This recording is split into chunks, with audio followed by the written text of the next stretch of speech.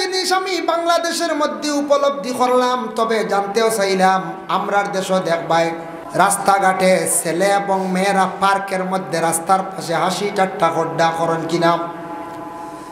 University student হোক, কলেজের student হোক, কিংবা তেমনি সাধারণ ছেলে মেয়ে রাস্তার পাশে ফুটপাত হোক, হাসি ঠাট্টা খড্ডা, মুরব্বী পরোয়া করেন না। ছেলে মানে ছেলে সন্তান পরোয়া করেন না, শিক্ষিত মানুষে পরোয়া করেন না। এটা কিন্তু বাংলাদেশের সরকারে কি করছে, রাস্তাঘাটে যেন হাসি ঠাট্টা আড্ডা যেটা ছেলে মেয়ে একসঙ্গে চলা যেটা ওটা নিষিদ্ধ করছে। কইছে ইলা যারে পাওয়া যাইব তারে হ্যারাসমেন্ট করাইব, মানে অ্যারেস্ট করাইব। এটা দেখে আমার বড় ভালো লাগছে।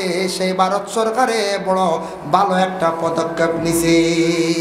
এটাও কিন্তু বড় নিন্দনীয় কাজ, খাস দিনা না পঞ্চায়েত। আমরা দেশের মধ্যে দেখবাই আপনি স্কুলের বাউন্ডারিতে ঢুকছেন, আপনি একজন ছেলে লোক আপনি আর একজন মেয়ের সঙ্গে কথাবার্তা করছেন, ক্লাসমেট হিসাবে ফ্রি মাইন্ডে করেন, কোনো বাধা নাই, ক্লাসও জিজ্ঞাসা করছেন। কিন্তু বাইরে রাস্তাঘাটে দুঃখ লাগে, প্রায় জায়গায় দেখা যায় ছেলেরা মেয়েরা মুরব্বী আলিম সমাজকেও পরোয়া করে না, রাস্তাঘাটে এমনভাবে হাসি ঠাট্টা করেন, ইহা তককে ও স্কুলের মাস্টার পর্যন্ত যাইত্রা কত বেয়াদব, তারা কিন্তু পরোয়া করেন না, প্রায় হাসি ঠাট্টা করেন। এটার থেকে আমাদের সমাজের ক্ষতির, পিছনের জেনারেশনের যারা আছে তারা উঠবো, তারা দেখা দেখি তারা এই কালচারটা শিখবেন না। এতে মুসলমান হোক, সনাতন ধর্মের কোনো মানুষ হোক, এটা যদি বন্ধ হইতো তাহলে ভালো হইল নি। এটা যেহেতু আমাদের ভারতবর্ষে, আমি বাংলাদেশে আজ থাকি কয়েকদিন আগে গিয়া ঘুরিয়ে আসলাম, একটা প্রোগ্রামে গেছিলাম, 25 জানুয়ারি গেছিলাম, 26 তারিখ কিছু বাংলাদেশে ঘোরাঘুরি করলাম। দেখলাম শিক্ষা প্রতিষ্ঠান যেগুলা, প্রায় শিক্ষা প্রতিষ্ঠানের মধ্যে মেকআপ পরিধান করিয়া মেয়েরা স্কুলের মধ্যে যায়। আমাদের ভারতবর্ষের মতো নয়, এটা তো যেহেতু ইসলামিক রাষ্ট্র, মুসলমানদের সংখ্যা বেশ, এর জন্য সেই ভারতবর্ষের মধ্যে আমাদের এইভাবে শিক্ষা প্রতিষ্ঠানের মধ্যে মেয়েদের হিজাব মেকআপ যেটা এটা পরিধান করার আদেশ নাই। যদিও কিছু কিছু স্কুলের মধ্যে আছে, কোনো সময় এগুলা বাধা দেওয়া হয়ে যায়, হয় কি না হয়ে যায়। জমিনও এই ধরনের বুড়া আদত লইয়া খারাপ রাস্তার মধ্যে তারা ঘুরাঘুরি করে, আমরা সমাজের ক্ষতির পিছনের ছোটো ছোটো যারা আছে তারাও দেখা দেখি শিখেন না শিখেন। আল্লাহর বান্দাগানের জন্য বিশেষ শরিয়া দেওয়াই বানাত মাদ্রাসা আছে।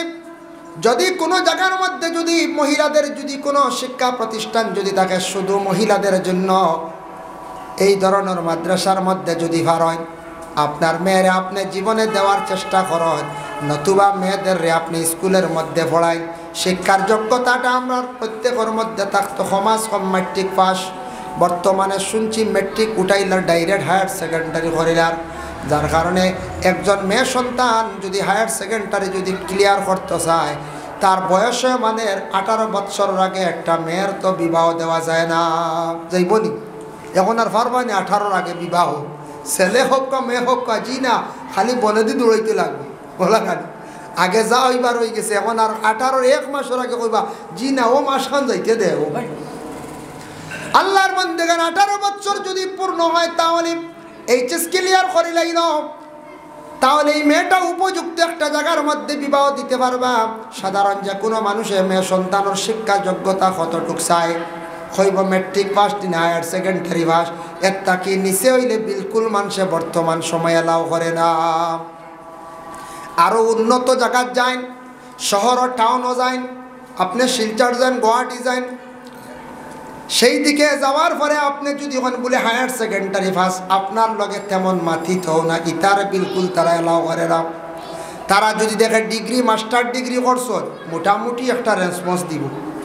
অনার্স করছেন মানব, যদি দেখেন বলে না বলে অন্য বিভাগের লাইনে পড়েছেন, LLB করছেন উকিলইতা হিসাবে, LLB করছেন মোটামুটি রেসপন্স দিব, দাঁড় লইব মাথিব। বল LLM করছেন MK করছেন মোটামুটি দাম দিব। হায়ার সেকেন্ডারি হইলে বিলকুল আপনারে কোনো বার্তা দিত নাই। তো গুয়াহাটিত গেলে দেখা যায় ইটা এলাও না, ইটা আরে পড়ানি। আর আমরা হায়ার সেকেন্ডারি ভাস হইলে ফুড়িয়ে গু আছে রে হায়ার সেকেন্ডারি ভাস বলে হাসান অত ফোড়া আপনি রাখতাম পারবেন। আমরা মনে করি কত ফোড়া না ইয়া আল্লাহ তো শিক্ষিত ফুড়িয়ে না রাখবো না রে বা আরো কম শিক্ষা দেখো যদি ইগু আনি আর বিপদই বলি ইগু যদি বাদে আরো যাইগে কোনোবা চাকরিত আমার গরো রান্ধ হইতো না। আমরা তো চিন্তা ওখান নাই জি, আমরা তো চিন্তা ওঠা নাই। যত শিক্ষিত হোক কোনো বাধা নাই। শিক্ষা যদি থাকে অবশ্যই মেয়ের মধ্যে একটা গুণ ভালো পাইবাম। ছেলে যদি তার মধ্যে যদি শিক্ষা থাকে, একদিকে যদি সামান্য তার মধ্যে যদি কমই থাকে, অন্যদিকে শত গুণ তার গুণটা জীবনে আপনি ভালো পাইবা। কারণ শিক্ষার একটা আলাদা গুণ আছে। দেখুন জানি অতি শিক্ষিত যারা ছেলে লোক পুরুষ লোক যারা আছেন তাদের চলা চরিত্র কীরকম, আর যারা অতি শিক্ষিত মেয়েরা যারা আছে তাদের চলা চরিত্র কীরকম। এর লাগে আমরা বর্তমান সমাজে আমরা উন্নত যদি হইতাম চাই, আমরা যদি আগ বাড়িতাম চাই, একমাত্র আমরা শিক্ষার দিকে আমরা অগ্রসর হইতাম। শিক্ষা আমরা একবারে পিছিয়ে বলাই দিছি। শিক্ষার দ্বারা আমরা বেশি পিছিয়ে পড়ছি, যার কারণে জেনারেল শিক্ষাটা অত্যন্ত দরকার। আরেক জিনিস খেয়াল করবাম, যে ফ্যামিলির দেখবাম গার্জেনটা কইবা 7 পাস করে লাইছে ফুয়ার পড়াইবার কাম নাই, ওগু রুজিত লাগাই দিই, ও বেড়া লাগে। ছোট ভাইয়ে কইব, মাইজলা ভাইয়ে কইব, বড় ভাইয়ে পড়াইছেন 7, আমি 8, আমি কম নি, তান কি বেশ, আমি 8ও বালা। এর বাদর কি উঠিয়া কইব হেন 8 নি, আমি 9 ম্যাট্রিক্স হইয়া আসছে, তান কি আমি আরো বালা। হে আর বাড়িত না। আর যদি কয়রে বলে আমার বড় ভাইয়ে ম্যাট্রিক পাস করছেন, কম্পিউটার ক্লাস করছেন, বেসিক করছেন, আমি কমসে কম আমার বাইটা কি আরো বেশি পড়ার চেষ্টা করি যাই, আর নাইলে তো আমার বাইটা কি তো আমি নিচে থাকবো। এর লাগে বড় যে ছেলে আছে মেয়ে আছে এরারে আগে আমরা পড়াইতাম, অজ্ঞে বাদ বাকি ছোট ভাইয়াইন তরে বনিন তরে পড়ার দিকে অগ্রসর করাইব। আমরা আগে বড় বাড়ি মারি দিই না, বাড়ি মারিয়া তো আমরা বেড়াটা লাগাই। এর লাগে আমরা ঘরে পড়ে যাই প্রায় জায়গা, যার কারণে বিশেষ করে আল্লাহর বন্দেগান ছাত্র জীবনের আরে অধিক পয়সা করে দিতে না দিলে তারা নষ্ট হয়ে যাইব। টাকা পয়সা যদি ছোট থাকতে বেশি দিলাই, আর একবারে খালিও রাখতাম না। যদি একবারে পয়সা দিন না, একটা দোকানকে জাফটা মারি দিব, মানুষে চুর হইয়া ডাকিবা, অমুকর ফুয়া চুর হইয়া ডাকিবা। এর লাগে কিছু পয়সা করিও দিতা। ছেলে সন্তান অকলার জীবনে মা বাবা নসিহত করক্কা, বাবা স্কুলে যাইবা, যাওয়া আসার সময় মুরব্বী ভাইলে সালাম করিও। যুবক বড় ছেলে দেখবা তারার দ্বারা কোনো দিন তুমি তেন আড্ডা দিও না। শিক্ষকদের সঙ্গে তুমি ভালো ব্যবহার করিও। তোমার সাসার লাগি আমরা লাগ বাবা, কিন্তু তুমি সাসার লাগি তুমি দুশ্মনী করিও না। এটা আমরা সন্তানা দিয়ে আপনারা নসিহত করতাম। বাইয়ালি একটা লাগ থাকে না কোনো কোনো বাড়ি, 2 বাইয়ে লাগছন। এখন বাচ্চান্তের কইতানি বলে তোর সাসার লাগি আমার লাগি বাড়ি যাইস না, বিলকুল সাসারে সালাম করিস না। ইটা শিক্ষা ছোটবেলা বাচ্চান্তরে মা বাবায় দিতা না। বলে বাবা তুমি যাও, তোমার সাসারে সম্মান করিও, শাশিরে সম্মান করিও, কোনো বাধা নাই। আমরা লাগি মন মালিন্যতা আছে, যাতে তুমি কখনো তোমার সাসার লাগি তুমি দুর্ব্যবহার করিও না। যার কারণে সন্তানাদির এইভাবে মা বাবার নসিহত করতাম। ও বাবা তুমি রাস্তাঘাটে যাইবা, বিভিন্ন জায়গায় যাইবা, স্কুলে হিন্দু মাস্টার বাইলে তানরে সম্মান করিও, যেহেতু তোমার গুরু তোমার শিক্ষক। তোমার প্রতিবেশী হিন্দু মানুষ পাইলে তার লাগে তুমি ব্যবহার সুন্দর করিও। এর লাগে আমরা মুসলমান, আমার নবীর ব্যবহার কতটুকু সুন্দর ছিল। ইহুদিরা আল্লাহর রসুলের পিছনে সমালোচনা করত, রসুলুল্লাহর গালিগালাজ করত, আবদুল্লাহর বেটা মোহাম্মদ জাদুঘর বলিয়া তারা কইদ, কিন্তু নবীজি কখনো তাদের কোনোদিন কঠোর কথা কইছেন না। আমার নবীজির জীবন আদর্শর প্রতি আমরা খেয়াল করতাম, লক্ষ্য করতাম, যার কারণে প্রত্যেকে যার যারই সন্তান হকলর এইভাবে নসিহত করতা। আগে আগে ইলেক সময় আসলো, আমরা দেখছি সম্মান করতা ছোটরায় বড়রারে। বড় মুরব্বী হল দেখলে ছোটরা যাইতা একটু সরিয়া, ইনু যাইতা না, আড্ডা দিতা না। এখন এটা বেশ খুব কম মানন কম মানন, বড়র দ্বারও গিয়ে আড্ডা দেওয়া লাগাই দিই, বুঝেছেন? সরম মুরব নাই, মুরব্বী ওগুলোর দ্বারে যাইতা পড়ুয়াও নাই। আমরা এক উস্তাদি উঠিয়া কইসলা রে বা বালা মানুষের লাগি রাস্তা 3টা, মধ্যমর লাগি 2টা, আর যারা একবারে বেয়াদব এরার লাগি ধাক্কার ধাক্কা। দেখছেন? হইলাম কিতা হুজুর হক আছে, হইলা আদবওয়ালার লাগি রাস্তা তিনটা, আর মধ্যম আদবল লাগি দুইটা, আর একবারে বেয়াদবল লাগি ধাক্কার ধাক্কা। হইলাম বুঝলাম না হুজুর, হইয়া দেখা। প্রথমে হইলা বালা মানুষের লাগি তিনটা রাস্তা, মানে আদবওয়ালার লাগি দেখবা অবায়দি চাচা আইতরা, বা আর একজন মিয়াসা বাইতরা, আর একজন মাস্টার আইতরা, এমনি সাধারণ কোনো বাই আইতরা। তান যদি আদব বালা থাকে, লেহাজ থাকে, এন যদি আদব বালা থাকে, এন কইবা একটু সরিয়া যাই, শরম ঘরের সম্মান দিবা। হেই ন যাইবা সরিয়া, তাই ন কইবা একটু সরিয়া যাই রেবা, ধাক্কা লাগি যাব সরম। তাইন যাইবা এক রাস্তায়, এই ন যাইবা আর এক রাস্তায়, আর মাঝে দি রইছে আর এক রাস্তা। এর লাগি আদবওয়ালার লাগি তিন রাস্তা। বুঝবাইছেন? হাসাও তোলা হয় না, আদব থাকলে দেবা একটু সরিয়া যাইবা, এই বেটা গোসাইতো না, হ্যাঁ সরিয়া যাইবা। মধ্যম আদবর লাগি দুইটা, বলে কি দা বেশ শর্ত নাই, এই নদীকে যাইবা এই নদীকে যাইবা, এই তিন রাস্তা নাই, দুইজন দুই রাস্তা। আর যারা বেয়াদব ধাক্কার ধাক্কা, এ খেয়াল করতো না যাইতে সময় ফোনা লাগাইয়া মারবো ধাক্কা, আর হেই ন বেয়াদব বুঝতা না ফরতা না, তাই ন মারবা ধাক্কা। বুঝতে হয়েছে? ও বেয়াদবে মারবো ধাক্কা, ও বেয়াদবর লাগি লগে ধাক্কা আর ধাক্কা। উস্তাদে কইসলে একদিন, এর লাগে ইটাও একটা নসিহত নাই কোন চায়। আমি কোন জমানাত শুনছিলাম ক্লাসও, আই একটা মনে হয়েছে কথার প্রসঙ্গে হইলাম, যার কারণে মাত যেটা একবারে বাস্তব, বাস্তব নিয়ে না কোন চায় বাস্তব। এর লাগে আমার কইসল কিছু ইসলামিক শিক্ষা, অতএব কিছু উলামা হাফিজ নিয়ে আলোচনা করতাম। বাবা এখন আমি মূল বিষয়ের মধ্যে আপনাদের সম্মুখে আমি যাই। আমরা জেনারেল শিক্ষার জন্য ছেলেরা মেয়েরা স্কুলের মধ্যে দিয়ে দিতাম। জেনারেল শিক্ষাটা খুবই প্রয়োজনীয়, খুবই দরকার।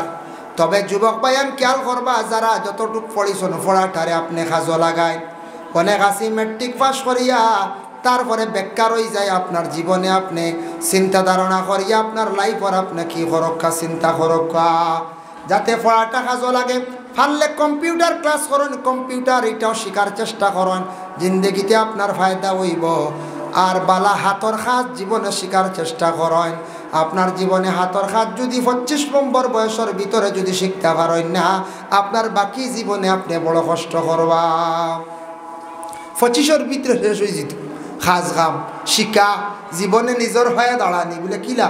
16 বছর 18 বছর পড়িছেন, বাবার দায়িত্বে আসলা, বাবাই কইছেন নি কোনোদিন যাওয়ার উচিত না, কইছেন না, এমনি টুকটাক খাস ভাসিছন। কিন্তু 18-20 বছর হইয়া আনলে পড়া শেষ, বাদ দিলাইছেন আর পড়িতা নাই।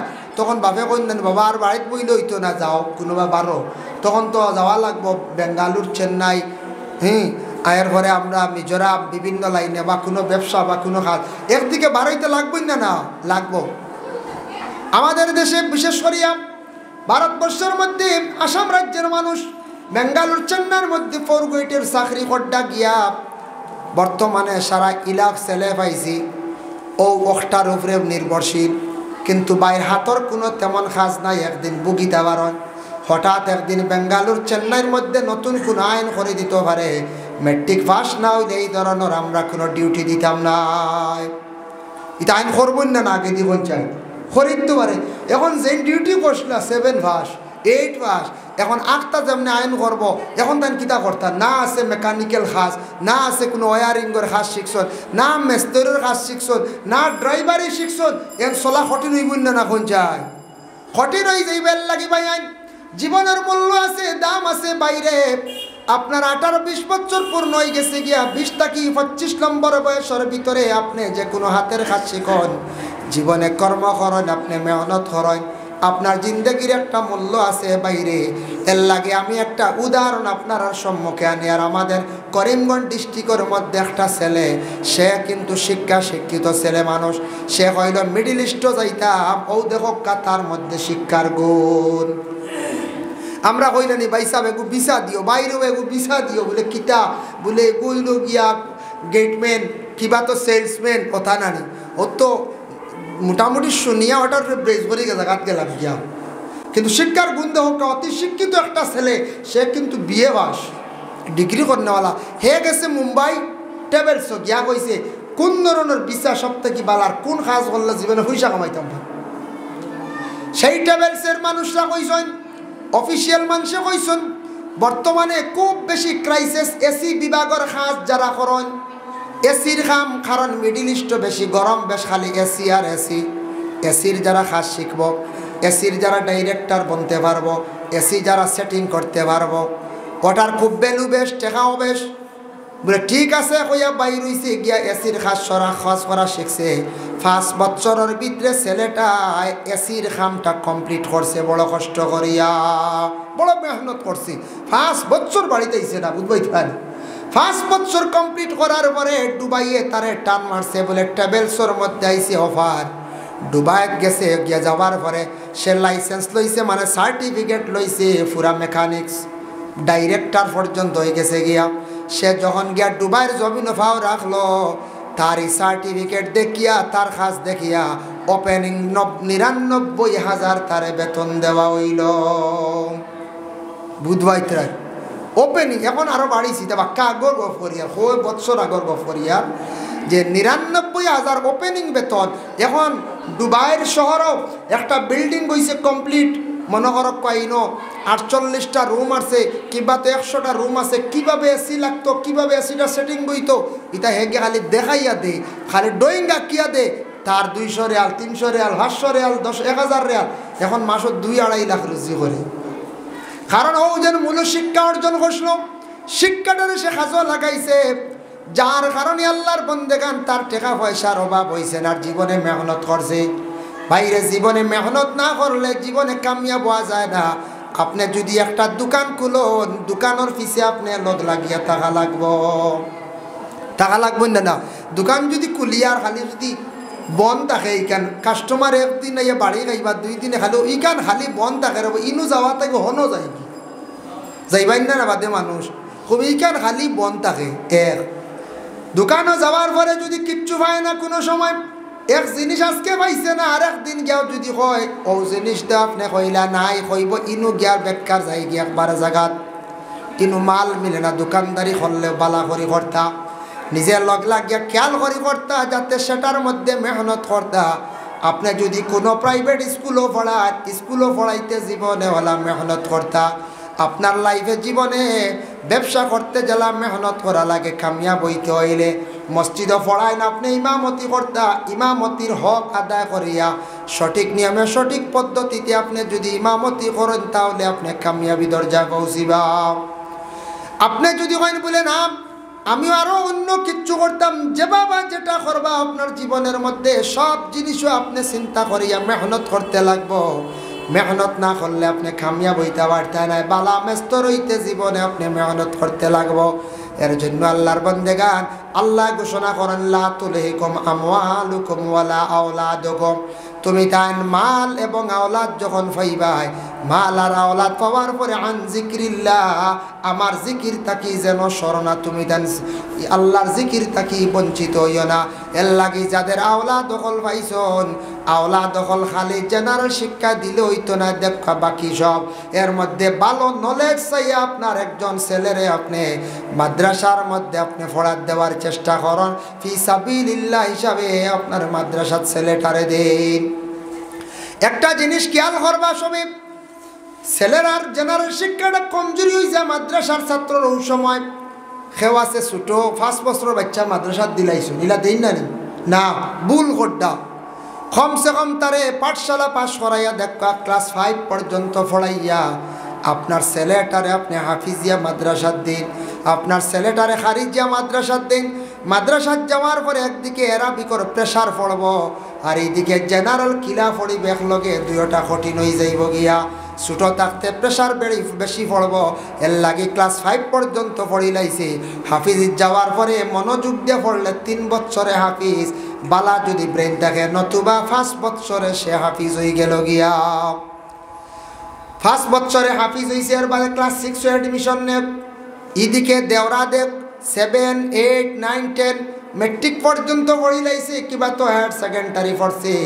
আপনার ছেলে এদিকে জেনারেল শিক্ষা আছে বলে হায়ার সেকেন্ডারি, আর এদিকে আছে হাফিজ ছাপ, আর তেমন প্রয়োজন নাই। ফি সাবিলিল্লাহ হিসেবে আপনার ছেলে জমিনে চলব, টাকা পয়সার অভাব হইতো না, রুজির অভাব হইতো না। আপনার ছেলের মূলত খেয়াল করি আপনি ভালো হাফিজ বানাইতে লাগবো। আপনার ছেলে লগে থাকা লাগবো, মাদ্রাসার যাননি পড়েননি খোঁজ খবর নেওয়া লাগবো। বেশি দিন লম্বা কুটুম বাড়ি রাখতে না, গ্যাপ পড়ে গেলে পড়াটা তার নষ্ট হয়ে যায়। এর কারণে হাফিজ বনতে ছাত্ররা লগে মা বাবা বিশেষ করিয়া থাকতা, নতুবা আপনার ছেলের উপযুক্ত আপনি হাফিজ বানাইতে পারতা না। আর কিছু আলিমানা পড়ার দেখো, আলিমরও প্রয়োজন আছে, খালি হাফিজ দিয়া ইসলাম ঠিকানি যাইতো না, আলিমরও দরকার আছে। বিভিন্ন মাসলা মাসাইল যেগুলা ইতার আলিমর দরকার না, না দরকার, হাফিজিরও দরকার, আলিমানার দরকার। হাফিজি তো ছেলে দিতাম, যে ছেলেটার দেখবে মেধা বালা, স্মরণ শক্তি খুব বেশি বালা, জলদি মুখস্থ করিলেওয়ালা বাচ্চাটারে আপনি হাফিজি দেন। নতুবা দেখবা 12 বছর 13 বছর যাইব গুজরিয়া হাফিজ হইতে পারতো না। এর লাগে কিছু স্মরণ শক্তি কমি ঘুরে আপনি আলিয়া মাদ্রাসার মধ্যে খারি জানা দেন। যার কারণে আল্লাহর বান্দেগান একটা ছেলে যদি আপনার জীবনে মেহনত করিয়া হাফিজ চাপ যদি বানাইতে পারেন, অমুক হাফিজ চাপর মা, অমুক হাফিজ চাপর বাবা হইয়া মানুষে ডাকিবা। মাস্টার যদি ছেলে বানাইতে পারেন, মাস্টার সাবর বাপ হইবেন না। না, একটা সন্তানকে জীবনে যদি উচিত শিক্ষা দিতে পারেন, আপনার মা বাবা জীবনে আপনার সম্মানী হইবা। আপনার যদি ছেলে যদি LLB করাইতে পারেন, উকিল বানান, উকিল সাবর বাপ হইলা। LLM ম্যাজিস্ট্রেট যদি বানাইতে পারেন, ম্যাজিস্ট্রেটর বাপ হইবা। হাফিজ চাবর বাপ কইবা, হাফিজ চাবর মা কইবা। সন্তানটা জীবনে যদি শিক্ষা দিয়ে গড়িয়া তুলতে পারেন, আপনার জীবনে সেই সন্তানের কারণে মা বাবা জমিনও সম্মানী হইবা। আর হাফিজ অকলর মা বাবার জমিনও সম্মান তা শেষ নাই। আল্লাহর রাসূল ফরমান, মান কারা আল কুরআন ওয়া আমিলা বিমা ফিহি উলবিসু ওয়ালিদাহু তাজান ইয়াউমাল কিয়ামা। আল্লাহর রাসূল ফরমান, যারা বিশেষ করিয়া হাফিজ চা বকলাসন এরার মা বাবারে কিয়ামতের দিন আল্লাহ উচ্চ স্থানে নূরের টুপি পরিধান করাইয়া আল্লাহ রাখবা। হোক সুবহানাল্লাহ। হাফিজ অকলর মা বাপ, আর সেই হাফিজরে আল্লাহ কিয়ামতের দিন, হাফিজরে আল্লাহ কিয়ামতের দিন কইবা, ও হাফিজ, তুমি তোমার দিলের মধ্যে সিনার মধ্যে কোরআন ডে রাখলাই, আমার কোরআন ডে তুমি হেফাজত করলাই, আমি আল্লাহ ওয়াদা দিছি আমার নবীর কাছে জানাইয়া দিছিলাম। হাফিজ হলে তার গুরু তাকি 10 জনডে লইয়া জন্নত যাই দেয়। হাফিজ রে, তুমি পরিচয় করিয়া বাসি বাসি 10 জন লইয়া যাও গিয়া। এখন বাইয়ে যদি কইন, আমি তো আমার মার্কেটর ভাই, আমার বাইয়ে নিব ব্যস্ত, ইউ গ্যারেন্টি নাই। বাইর লাগে যদি তুমি জীবনে দুশ্মনী যদি রাখো, হাফিজরে যদি দেখতে পারো না, জীবনে যদি চাও না, হাফিজর দাঁড় লও না, হাফিজর লাগি দুশ্মনী রাখো, বাইর মন হইছেন বালা থাকবো নি আপনার উপরে জিনাম। এর লাগে হাফিজে তার গুরু তাকি গোষ্ঠী তাকি 10 জন বাসি বাসি দয়া জন্নত যাইব। যে হাফিজর লাগি ভালো ব্যবহার রাখবো, যে হাফিজর লাগি সম্পর্ক বালা রাখবো, এর লাগে কোনো হাফিজ হলে চাইলে কিয়ামতের দিন যে বাড়ির খাইয়া রইয়া বড়ই যে জাগির বাড়ি, ও বাড়ির বেটা বেটি পর্যন্ত সে জন্নত নিতে পারবো। সুবহানাল্লাহ। এর জন্য আল্লাহর বান্দেগান যদি সুযোগ পান, গড় যদি মোটামুটি টাকার থাকে, তাহলে একটা ছাত্র জীবনে রাখুন। একটা ছাত্র যদি আপনার বাড়ি খাইয়া কোরআনে হাফিজ যদি বনি যায়, তাহলে আল্লাহর বান্দেগান সেই হাফিজ চাপের কারণে মরার পরে দেখবা সেই হাফিজ চাপ আপনার মানে জনজার মধ্যে আসবা। আল্লাহুম্মা সাল্লি আলা সাইয়্যিদিনা মাওলানা ওয়া আলা আলি সাইয়্যিদিনা মাওলানা। এর লাগি তারপর হইল কি আলিম সাহেব, আলিমানা পড়িতে নিম্নতম 10 বছর লাগে। জেলা স্কুলের মধ্যে আপনার ছাত্র মেট্রিক পর্যন্ত যাইতে 10 বছর লাগে। তবে আলিমানা টাইটেল পাস করা যেটা, এটা জেনারেল লাইনে প্রায় ডিগ্রির সমান। জেনারেল লাইনে এটা হিসাব করলে ডিগ্রির সমান। যদিও আমরা এটা ভ্যালিড নাই সরকারের কাছে, আমরা বেসরকারি মাদ্রাসা যেহেতু সেই ভারতবর্ষে বেশি, কিন্তু সরকারির লাইনে যে মাদ্রাসা যখন আসলো তখন এটা রেখা হয়েছে টাইটেল MM, বুঝেছেন নি? আর এইদিকে জেনারেল লাইনে MA দিছেন, ওখন MA, এইদিকে MM খেয়েও ডবল MM লাগাইছেন। যার কারণে বিশেষ করিয়া এটা ডিগ্রির সমান মাদ্রাসার লাইনে যে টাইটেল যেটা দেওয়া হয়, টাইটেল পাস করি না নি, টাইটেল পর্যন্ত যখন গিয়া পৌঁছিলাম, সিয়াসিত্তার 6টা হাদিসের কিতাব যখন পড়ানি হয় এর মধ্যে সিয়াসিত্তার মধ্যে সবথেকে বড় কিতাব হইয়া থাকছে গিয়ে বুখারী শরীফ। কোরআনের জেলা 30 পারা আছে, বুখারী শরীফের মধ্যে 30টা পারা আছে বাবা। এর লাগে কোরআনের একটা পারা পড়িতে 20 মিনিটে পড়া যায়, বুখারী শরীফের এক পারা পড়িতে 2 থেকে 2.5 ঘন্টা সময় লাগে। যার কারণে যখন টাইটেল পাস করলে এই লাগে আলিম, আর খালি পাস করলে হইতো না আলিম শব্দের অর্থ থাকছে গিয়ে জাননেওয়ালা, আর হাফিজুন তাকে হাফিজ আইছে, হাফিজ শব্দের অর্থ হইল গিয়ে হিফজ করনেওয়ালা। যার কারণে আল্লাহর বান্দাগানে আলিম শব্দের অর্থ হইল গিয়ে জাননেওয়ালা, যার শরীয়তের মাসলা মাসাইল ফিকহের মাসলা শরীয়ত ব্যাপারে যেটা উপযুক্ত তার ভিতরে জ্ঞান আছে সেই ব্যক্তি তাক সঙ্গে বলে আলিম। ও বেনর হয় আলিম। আর যখন আলিমে জানি লাইব বুঝি লাইব হালাল খাওয়া, হারাম তাকে বাঁচিয়া থাকা, হারাম রে বর্জন করা, শরীয়ত মোতাবিক চলা, যে উপযুক্ত আলিম এইগুলা মানি লাইব।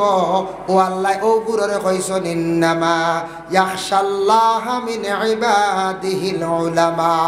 ও আল্লাহ পাক রব্বুল আলামিন ডরা জানায় দুনিয়ার জমিনে যদি ডরা নেওয়ালা যদি এক জাত ইয়া তখন আমারে আলিম হলে ডরায়।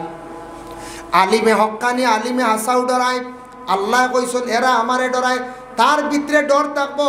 আর যে আলিম নে এমনি লেবাস লাগাই দিছে, আলিমর কয়েকদিন পড়াশোনা করছে, উপযুক্ত জ্ঞান নাই, তার ভিতরে জানা নাই, সে হারাম ব্যবসায় লিপ্ত হয়ে যাইব গিয়া, পলিটিক্যাল লাইনে সে যাইব গিয়া। বলে মানুষের হক দাবিয়া খাইয়ারি কান চিন্তা করতো না, কইব কয়দিন বানাইলে যে থাওয়াটো আছে না, সে কিন্তু উপযুক্ত আলিম না। উপযুক্ত আলিম হইলে এই ধরনের জিনিসের মধ্যে সে যাইতো নাই। ফি সাবিলিল্লাহ হিসাবে আল্লাহর বাসাইয়া রইব, মানছে যেটা দিবা সেটা সে খাইব, তার কর্ম দিয়ে যেটা পারবো করব। এর জন্য আল্লাহর বন্দেগান আলিম আর হাফিজ যে দুইজন, তার বড় লাগিয়া কারি, কারি খারে খোয়া হয়, কারিও ব্যক্তিরে খোয়া হয় যে ব্যক্তি কোরআন ডে শুদ্ধ করি, মানে তরতিলর সহিত ফড়েন, এই নইলা কারি, এই নইলা কারি। কার নামক একটা জায়গা আছে, সেই জায়গার মধ্যে একজন ব্যক্তি আসলাম মোল্লা আলী কারি রহমতুল্লাহি তাআলা আলাইহি, আরেকজন আসলাম মোল্লা জীবন রহমতুল্লাহি তাআলা আলাইহি। নুরুল আনওয়ার একটা কিতাব লেখছেন, ও কিতাবের মুসন্নিফের নাম মোল্লা জীবন। মোল্লা জীবন বড় সরল সুজা মানুষ আসলা। মোল্লা জীবন একদিন বাজারে গেছেন, গিয়া দেখছেন লাউ আর লাউ, লাউ দেখিয়া বিক্রেতারে কইলা ও বা ইটা কিতা, তাই নেতে বোঝা যায় পরিচয় পাইছেন না। বিক্রেতায় উঠিয়া কইল ইতো ইয়া থাকছে গিয়া আত্মীর ডিম। ইটা কিতা?